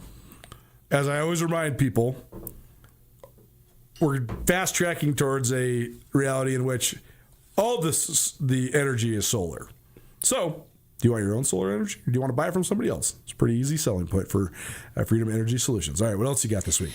Well, in Men Behaving Badly, should we just rename story number 3? Yeah, story number 3 of Men Behaving Badly this week. Puka Nakua.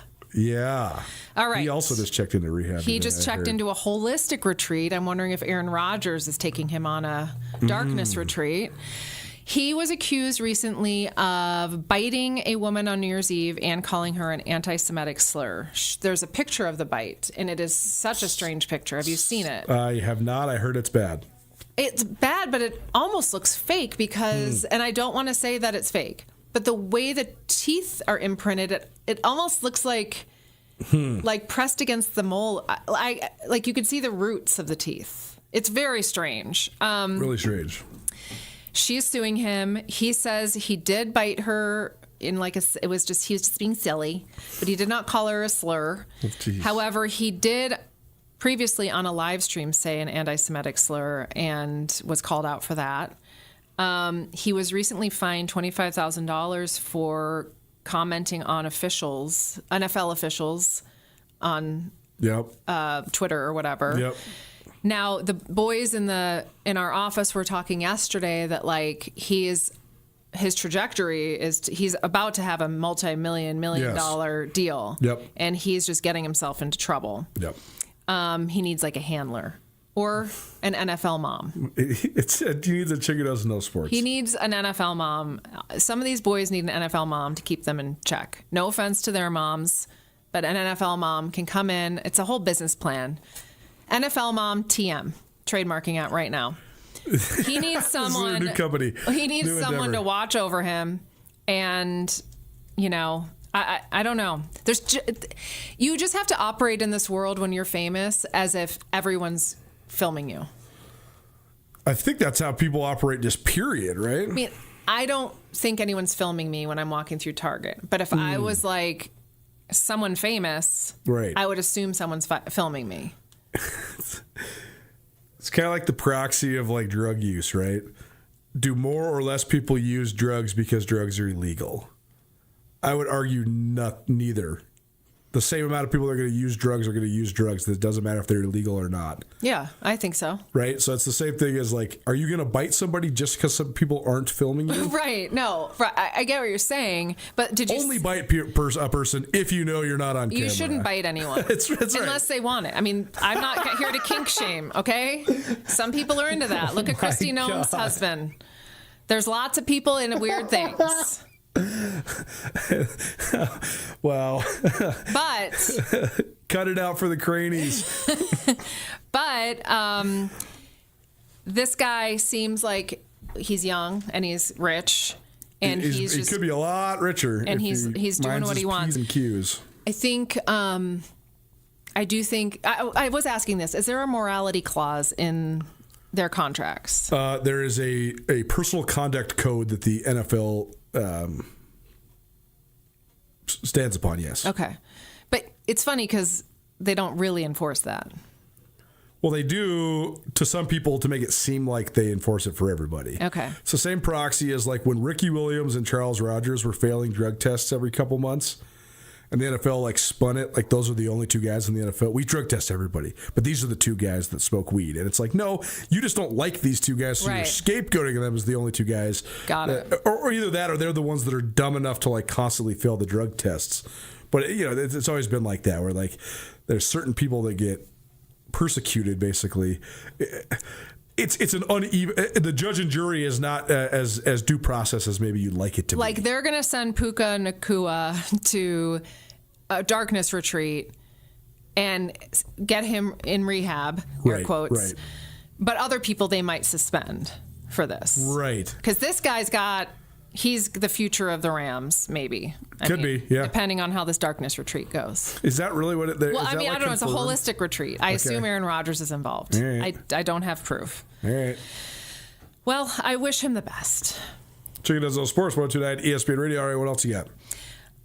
Really quick, Anthony Edwards missed a tip-off this week because he was pooping.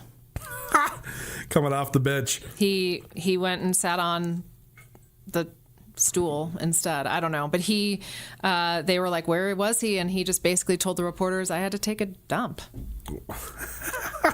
I guess it's better than doing it on the court. Man. And then you wonder if there's contract stipulations here, because there's new rules now where you have to play in a certain amount of games. He didn't miss the game though. He just missed the tip. No, he just the tip.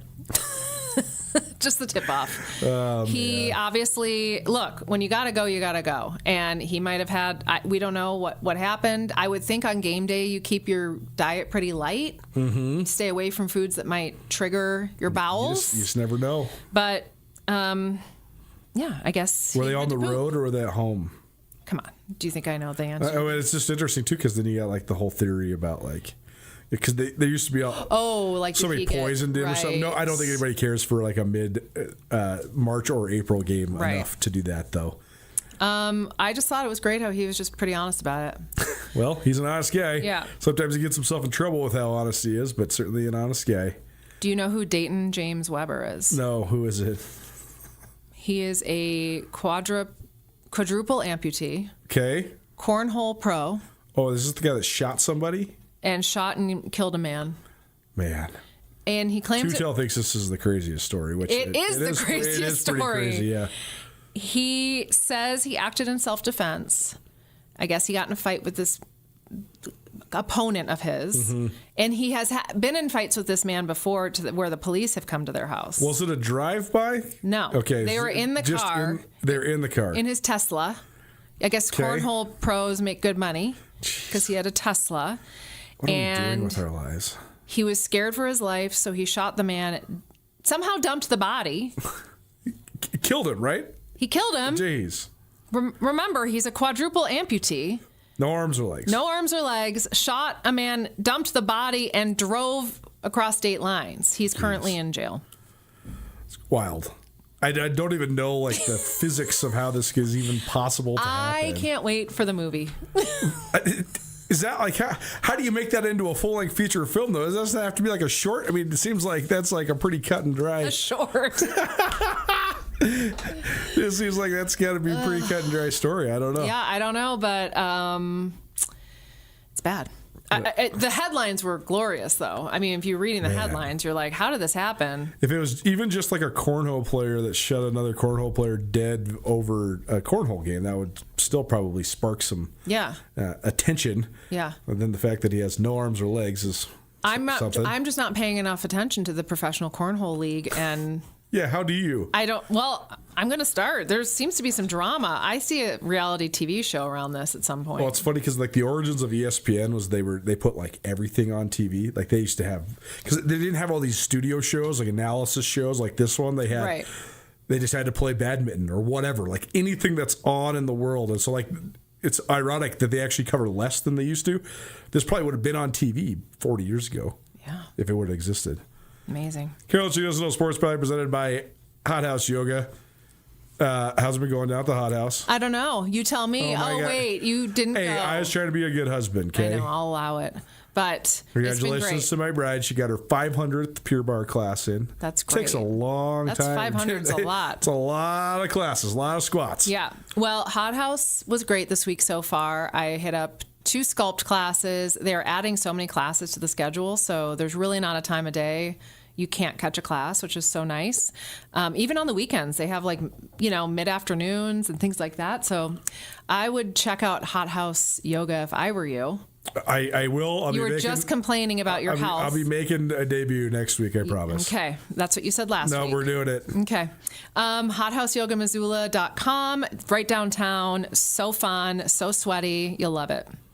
Carol Chiodo Sports each Friday here on Nuanez Now. Anything else this week? Just a really quick story. Okay. Did you know the NFL refs are the union? They're having like a big dispute with the NFL. No, I did not know that. So NFL refs make up to $350,000 a year for 17 games, and they want a 10% raise. Okay. The NFL wants to give them, and they also don't have health insurance, which I think is kind of crazy because you're on the field with those massive men. Like, totally. You must get hurt once in a while. You absolutely could get hurt. Yeah. Oh, yeah. You'd run all the way over in the middle of the field for sure. So, they want health insurance. They want changes to their contracts. The NFL only wants to give them like a 6.4% increase. So it's a big dispute. It's supposed to. They also want NIL money for NIL up to $2.5 million put into their, I guess, the pot or something for them for their likeness. I guess maybe do they put them on like the video games or something? I don't know. Maybe. So there's a pretty big dispute, and it could end up where they're not going to be ready for the season. Whoa! So we're gonna have scab refs. Yes, and the last time this happened was 2012. Yeah, and the refs weren't good. The refs weren't good. There was a big problem with the Packers-Seahawks game. Get Tutel going about that one sometime. Okay, well, just so you know, in comparison, the MLB, they can make up to $450,000 a year, but there's 126 games. Right, 162 games. I mean, sorry, geez, my eyes and on my readers. NBA can make up to $550,000 for 85 games. And so, what do you think? Do you think they should get a raise? Oh, they absolutely should get a raise. It's all proportional to the amount that the league makes right now. I mean, this is a multi-billion-dollar league. They can definitely pay guys. I mean, if you're getting $350,000, that means you're getting paid $20,000 a game. That's pretty good. But I think that they get. I mean, it needs to be as high level as it can be. So I think you got to give them whatever they want. I mean, all the way up to like $50,000 a game is totally reasonable to me, given how much money the NFL makes. So these numbers make me think I need to get my kids reffing some youth sports and get their reffing game up, and then they could become. How do you become a professional ref? You just go through all of the. Yeah. You start, youth, and then high school, college, and then go from there. Yep. Interesting. That's good. Could be. I mean, the fact is that most of these guys have other full-time jobs too, which is interesting. What? Yeah, a lot of the refs are like lawyers and stuff. Yeah. No. Oh yeah. How could you do that during baseball season? Well, no, I just mean in the NFL because it's just once a week and it's 17 weeks. No, the guys in the NBA and the Major League Baseball are full-time. That's their job. Yes. Okay. Well, I might actually just become an NFL ref. There you go. I don't think I could keep up on the field. Like, there's no way I could run 50 yards. Yeah, it could be a liability for sure. Yeah, and then if one of those guys hit dainty little me, dead. Ugh, R.I.P. me. R.I.P. Check It Doesn't Know Sports. That would be a sad way to go. Well, at least be memorable. True. I did always want to be famous. There you go. Nuanez Now on tonight ESPN Radio. Thank you, Carolyn. Thanks.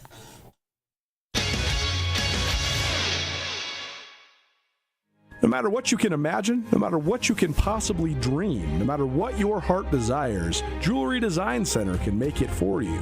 We have this emotional attachment. The reasons that we wear these things are a celebration of our life, a celebration of a relationship. They all are super meaningful, and then it gets handed down. You have these important times in people's life where it's such an attachment. Jewelry Design Center at 2501 Brook Street. Jewelry Design Center, your jeweler for life. Got a leak in the knife pipes giving you a fright. Don't stress, don't wait, call the pros who do it right. Gavlac Plumbing and Heating's on the way. 30 years strong, saving the day. From drips to drains to heat that won't start. Local pros with skill and a whole lot of hard, fast, friendly service. We're ready when you call. Gavlac Plumbing and Heating, we fix it all. Serving your home for 30 years strong. Gavlak. What do Missoulians do best? They support their local stores. Come support your local pharmacy at Palmer's Drug. Palmer's Drug is a retail and compounding pharmacy that is the alternative to big box chain pharmacies. You can expect short wait times, free medication shipping, and friendly service at Palmer's Drug. Located at 918 Southwest Higgins in Missoula, Palmer's Drug is the most convenient way to get your prescriptions in the Garden City. Come in and discover how they can serve your pharmacy needs.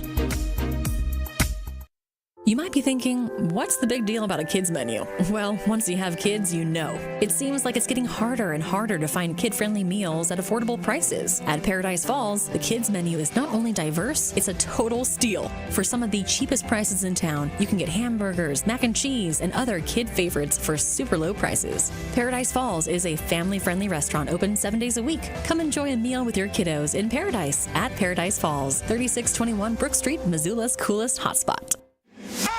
It's Nuanez Now on 102.9 ESPN Missoula. Watch the show statewide on SWX Montana Television.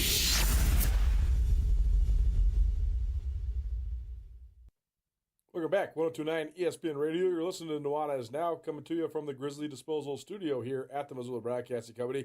I'm Colter Nuanez. Appreciate you for hanging with us. Thanks to our great friends at the Press Box. I was just out on campus for actually a long while for the Grizz Pro Day. 18 participants, including 15 former Grizz, and to swing by the press box to say what's up to those guys afterwards. Always a great place to go say hi. and a great place to hang out. If you want to watch any of the games that are on this weekend, including the Final Four, Press Box will have food and drink specials all Saturday evening long. Press Box located on Broadway, right next to the University of Montana campus, the official headquarters of Grizz Athletics.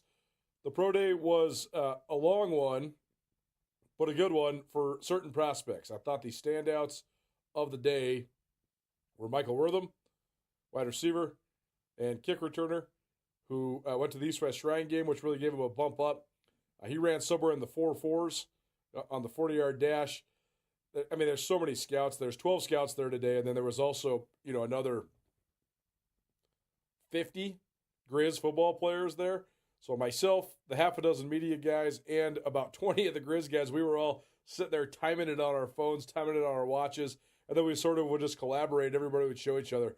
And we're all within probably like 6 to 8 100ths of a second on all of them. So then we sort of just came to a consensus. Unsure what the scouts have gotten as I record this right now. We hadn't got the official numbers quite yet. But Michael Wortham was certainly in the 4.4s. I had him as fast as 4.41. And between 4.41 and 4.48, Grizz Athletics tweeted that he was 4.48 for his official time. That's what he needed to do. He needed to be under 4.6, and certainly under 4.5 helps him, no question. He also had a 37.5-inch vertical. He was great in all the short shuttle stuff. He jumped well in the broad jump. Overall, great day for Michael Wortham. I think he probably solidified himself as a guy that's going to, at the very least, be an undrafted free agent, maybe even gets himself drafted. We'll see. Kenzel Lawler, the surprise performer. I thought he would test well. He tested straight out of the box. Ran a pair of 4.4s and change. He had a 39.5-inch vertical, which is the top mark of the day. He also broad jumped 10.8, which is a huge broad jump. And he did really well in all the other drills as well. Put up, I didn't catch his bench press, but he said that his goal was between 13 and 15, and that he hit that. So imagine he got at least double digits, which is what you got to get if you're a cornerback. And I thought that was an all-around pretty good day for him as well. Probably the third prospect worth noting was Liam Brown.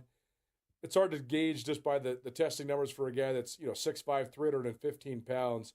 But he looked good in the agility stuff and the offensive line drills. Put up 27 reps on the bench, which is a good number as well. So I thought he did well.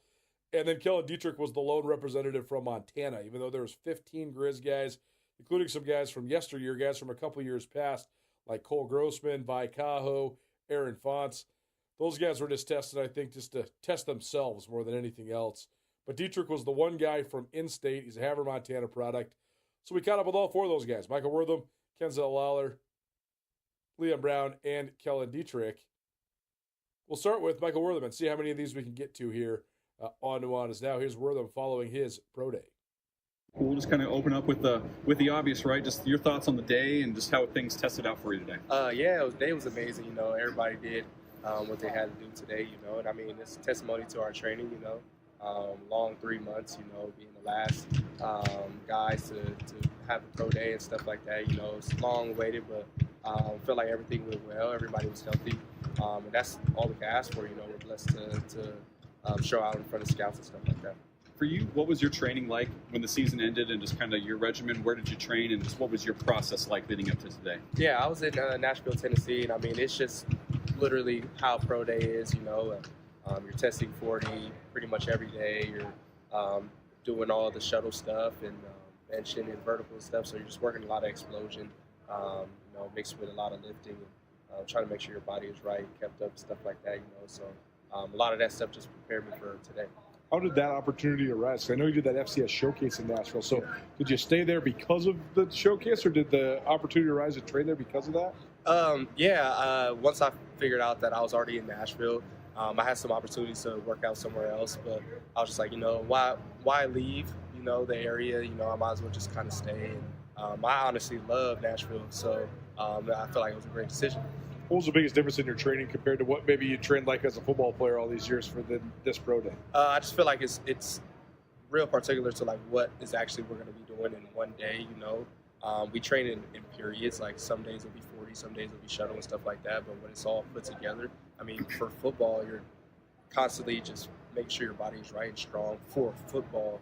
This is still football, but it's a lot of technique that goes into it. So you're focused on a lot more technique stuff. Starts, little things that you could do to kind of cheat, drills, not necessarily cheating, but making sure that you're getting to a faster point and kind of just beating your time. So it's just a little more technical. Doing that showcase in Nashville and then the Shrine Bowl down in Texas, how much did that help prepare you for today? Yeah, that was amazing. You first start off with all the FCS guys that very competitive. They're blessed to get to the FCS showcase as well and showcase in front of scouts as well. So that was a great opportunity for them and for me. And then, you're going against in the Shrine. I mean, these guys that are first round, second round, third round. You're going against top picks, and they got a lot of buzz around them. So it's kind of just being there to make a name for yourself, being at a small school. When you're training so long for this, how did you sleep last night? How did you feel when you woke up, and what was the mindset coming into today? I was more nervous in the beginning of the week than I was yesterday. I just felt like, it felt like, waking up before game day, and I just know how big the moment was. I just kind of knew I had to seize the moment at any cost. This is what I work for. I do it for my family and stuff. So, I put in 3 months of hard training to lead up to this point. So I'm glad everything worked out. Your guy has been overlooked a lot throughout your football career, right? So to know that you had the chance to impress some NFL scouts today, just what does that mean to you? Oh man, it's truly a blessing.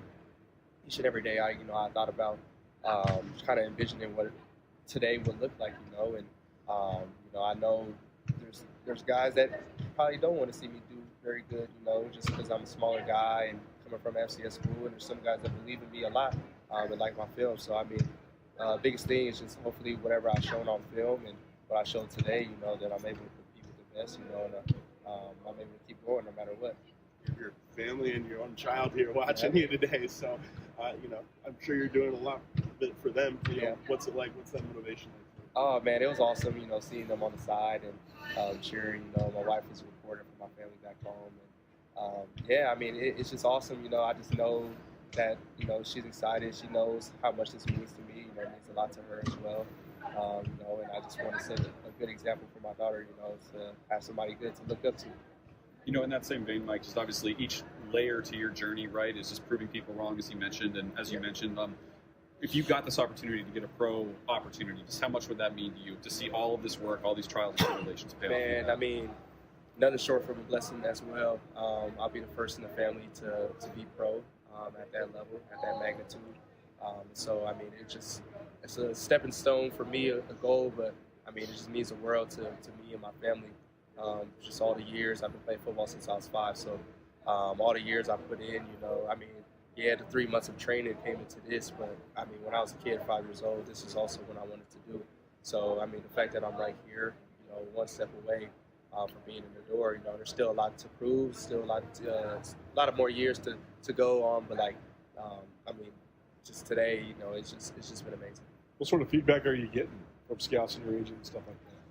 Good. I've heard good things, and everything's been going the way it's been going, So, right now, I guess it's just up to them. I pray that they give me a chance, I'm able to compete, I'm willing to compete, do the things that others aren't really willing to do, So, I'm thankful for them, no matter if they give me or not. Thankful for them being here, watching me, taking interest as well.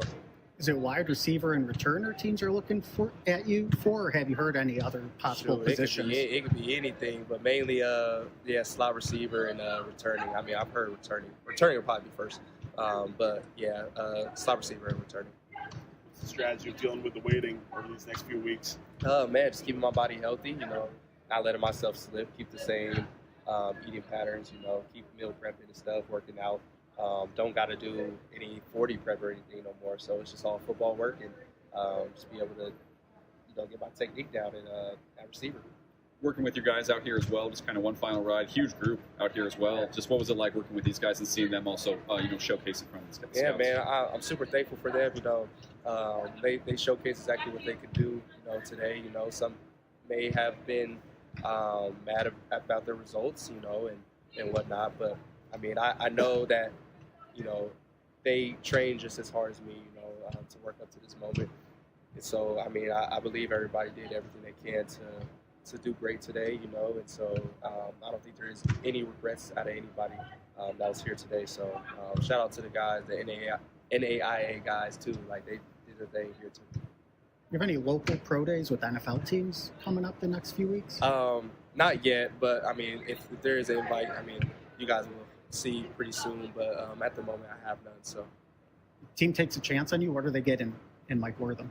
Man, elite player, you know, that can learn the playbook fast. You know, can do all the things that you guys need me to do. Play multiple positions. And just be there for my teammates. You know, I know there's a lot to learn. You know, the NFL is a big league. You know, it's all business. So just kind of get under the wing of some of the vets. You know, see what I can learn, how fast I can learn. You know, it's a grind. You know, it's at the highest level. So isn't no more real like playing around or anything. You know, it's all seriousness over there. Good job, man. Thanks, Mike. Appreciate it. Yeah, appreciate you. Despite some of the criticisms I had of the Grizz secondary the last couple of years, I thought Kenzel Lawler actually played really, really well. I was surprised when he didn't get all-conference honors last year. Thought that was one of the biggest snubs in the entire Big Sky. But he tested like a guy that was an FBS player out of high school. He went to Utah before he transferred to Montana. I think certainly you could see that sort of skill on display on Saturday, and also you could see just the pure athleticism. Ran in the 4.4s. Had a 39.5-inch vertical, had a 10.8 broad jump, did what he needed to do in the bench, looked great in the agility drills. I think Kenzel Lawler probably got himself an opportunity to at least compete for a roster spot in the NFL. Here is the former Montana cornerback. You guys good? Everybody good? Yeah, I'm ready. Good. Cool. Awesome, Kenzel. Well, just kind of your initial thoughts and just how to feel to be out there, and how do you feel about the day as a whole? Initial thoughts. I feel good. I feel like I had a really good day. I felt like it was a good environment. It felt good to be out here with my teammates again, and just being able to just see all the support that came out for our pro day. It was huge. Each drill we were watching it inside at both at the Champion Center and here just seemed like kept getting better and better and better. Just how did each event feel, and how did they compare to maybe what you were expecting? It felt good. Every event, definitely the body, the mind just ramps up more. I felt like in the bench press, I was around the 13 to 15 area during training, so hit that mark. And then when it came to the vert, we were in the 38, 40 range, hit that mark. And then as for the broad, I was a little surprised. I was going like 10.3, 10.4, so to be able to go 10.8 was awesome. And then 40, I had myself in the 4.4s, sometimes 4.3s during training, but today came out around 4.51. I'm still proud of myself for what I was able to do and accomplish today. And then as for the shuttle and the L drill, just able to do everything I need to do there. So, and then DB drills did real good, so it felt good. When it is just a matter of tenths of a second and inches, how do you sort of get yourself mentally prepared to have your best marks when you only get a couple reps at it?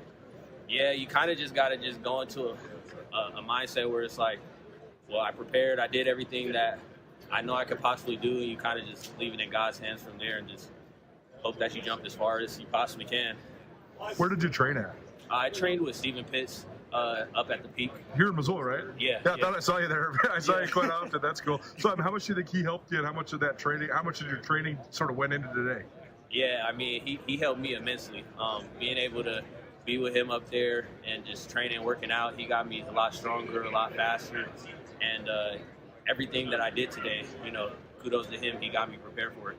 You're used to preparing to compete, right? But that's kind of on the field, not really like on a kind of a track kind of event. So like, what's the stress level in doing something that's a little bit different than what you're used to? It's definitely higher for sure. You're like you say, you're training more for like a track event more so than just football. So you're definitely a little bit higher stress, but I think that when you're able to get that adrenaline going, it helps. And now that it's over, you're kind of in that limbo of like, you're just kind of waiting to see what your future is going to be like, which is kind of weird. So I guess like, what is that like? And then what would it mean to you to be able to get a shot? Yeah, it's definitely it's honestly the unknown. You don't know what's going to happen. And, obviously it's going to have its highs and lows, but just speaking to what you said, like, I was just grateful to have the opportunity to be out here and just do this. Like, it's honestly a blessing. Like, not that many people get the opportunity to experience this and be in front of NFL scouts and CFL scouts. So, honestly, I'm just grateful that I did this. Are teams looking at you more as a corner or as a safety? Honestly, I'm not sure. I'm a corner, so, but at the end of the day, whatever they tell me to do, I'm going to do it. That's just the truth. But for the most part, I'm looking at corner. So if a team takes a chance on you, what do they get in you as a player? I think they're getting a leader. I think they're getting a guy that understands how to conduct himself on and off the field, and is going to show up every day and just consistently give his all. One last chance to compete with some of your teammates. So how much did that drive you forward, and what was that experience like? Oh, it's fun. It's fun competing with those guys. We did it throughout the whole entire season, and obviously we did it in camp and everything. And I mean, those guys, they're the hardest workers I've been around. We push each other. We always tell each other empty the tank, and that's what we came here to do. So. One question I got as well, I mean, almost a 40-inch vertical. To speak to that, right? I mean, a guy your size jumping that high, like, have you always had that, or were you, like, doing other sports? Like, where did that come from? I mean, that was fun to watch. Yeah, honestly, I feel like I've always been pretty athletic and explosive, but I honestly didn't know that it was going to be that. I believed that I was going to be able to go, in that area.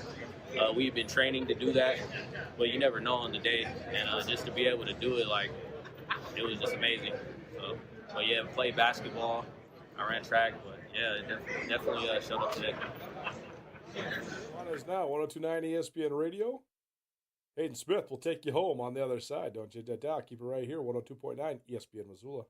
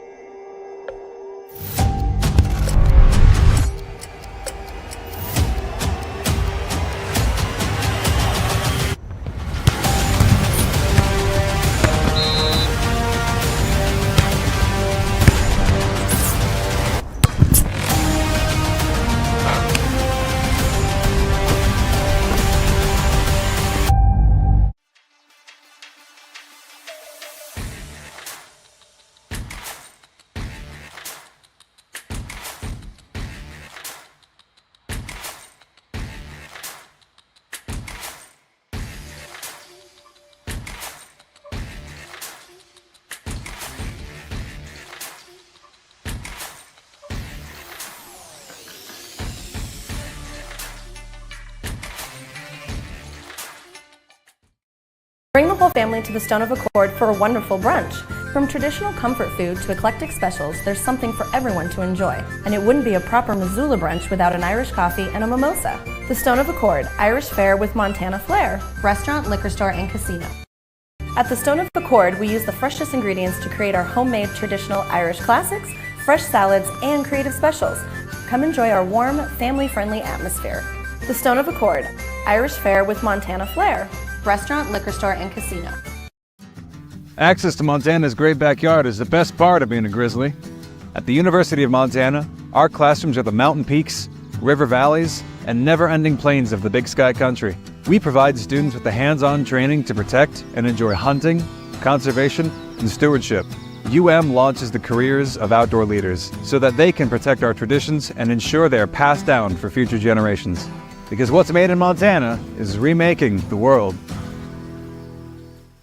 Why would any business let you use their product and give you 365 days free